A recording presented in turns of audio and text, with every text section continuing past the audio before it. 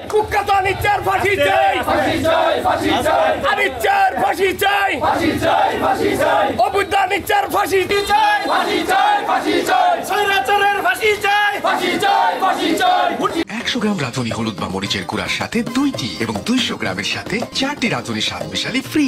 কোটা সংস্কার আন্দোলনে, বৈষম্য বিরোধী ছাত্র আন্দোলনে যখন দেশ উত্তপ্ত, ঠিক তখন জুলাই মাসের 12 তারিখে কিন্তু আইনমন্ত্রী সর্বশেষ ব্রাহ্মণবাড়িয়ার আখাউড়া, যে তার সংসদীয় এলাকা আখাউড়ায় আসেন। তখন কিন্তু এই আখাউড়াতে যে সকল গণমাধ্যম ছিল, সেই কর্মীদের প্রশ্নের জবাবে তিনি সেই সময় বলেছিলেন যে কোটা বিরোধী আন্দোলনে যারা এই ঢাকা শহরে কিংবা সারা বাংলাদেশে আন্দোলনে রাজপথের ছাত্ররা রয়েছেন, তারা কিন্তু রাজাকারের প্রেতাত্মা কিংবা যে স্বাধীনতা বিরোধী ছিল তাদের প্রেতাত্মা বলে তিনি আখাউড়াতে আখ্যায়িত করেছিলেন। পরবর্তীতে শেখ হাসিনার সংবাদ সম্মেলনে রাজাকারের প্রেতাত্মা পুতনাতির এই ধরনের কথাবার্তার কারণে কিন্তু সারা দেশব্যাপী ছাত্র জনতা উত্তাল হয়ে একটা পর্যায়ে 5 আগস্টে শেখ হাসিনার পদত্যাগ এবং দেশ ছেড়ে পালিয়ে যেতে বাধ্য হওয়ার পরে গতকাল কিন্তু ব্রাহ্মণবাড়িয়া 4 কসবা আখাউড়া নির্বাচনী এলাকার আইনমন্ত্রী সে ঢাকার সদরঘাটের নৌপথে পালিয়ে যাওয়ার সময় কিন্তু তাকে আটক করে। সেই আটক করার পরে ব্রাহ্মণবাড়িয়ার যে কসবা আখাউড়া নির্বাচনী এলাকা রয়েছে, সেই নির্বাচনী এলাকার আখাউড়া কিন্তু রাতেই আনন্দ মিছিল এবং তার পুষ্পোত্তলিকা দাহ করে এবং তার ফাঁসির দাবিতে কিন্তু সাধারণ জনগণ থেকে সবাই কিন্তু আম জনতা সবাই সোচ্চার হয়ে ওঠে। এই আইনমন্ত্রী আখাউড়াতে একটা ত্রাসের রাজত্ব কায়েম করেছিল। আমাকে রেপের দ্বারা অ্যারেস্ট করে দীর্ঘ 3 মাস জেল খাটাইছে এই আইনমন্ত্রী অবৈধভাবে। তো এই আইনমন্ত্রীর পতন থেকে আমাদের সবার শিক্ষা নেওয়া উচিত যে খারাপ কাজ করলে এর পরিণতি কী হয়। বর্তমানে পরিস্থিতিতে এই আইনমন্ত্রীকে গ্রেপ্তার করাই সারা বাংলাদেশে তথা আখাউড়ায় আনন্দের মিছিল বয়ে যাচ্ছে।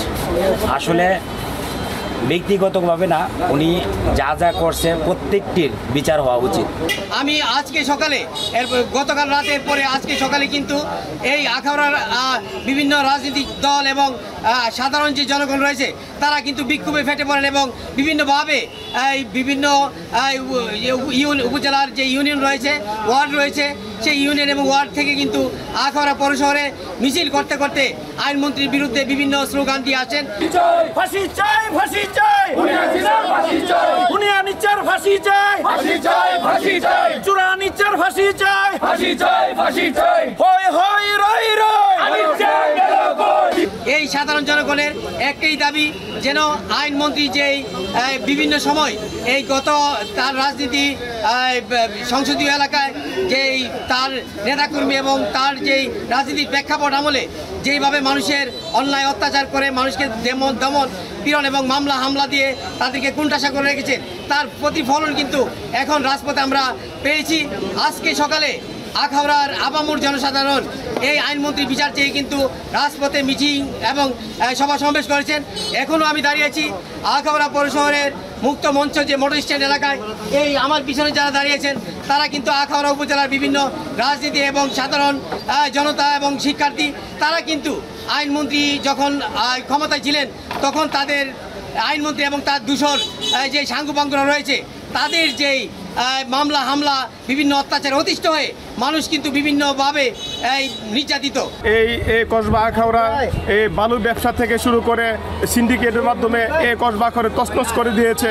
তো এই হাইনা সরকারের এই আইনমন্ত্রী আমরা বিচার ও ফাঁসি চাই। কখনো দেশে উপস্থিত ছিলাম এই মাফিয়া আইনমন্ত্রী আনিসুল হকের যে মাফিয়া তন্ত্র কসবা আখাউড়া চালু করেছিল, সেই মাফিয়ার সদস্যরা আমাদেরকে রাতের আধারে 28 অক্টোবর গ্রেপ্তার করে কারা অন্তরীণ করে আমাদেরকে যে জুলুম নির্যাতন করেছে, এর সুষ্ঠু তদন্তের মাধ্যমে তার বিচার চাই। সেই নির্যাতিত মানুষের কথা আমরা শুনেছি।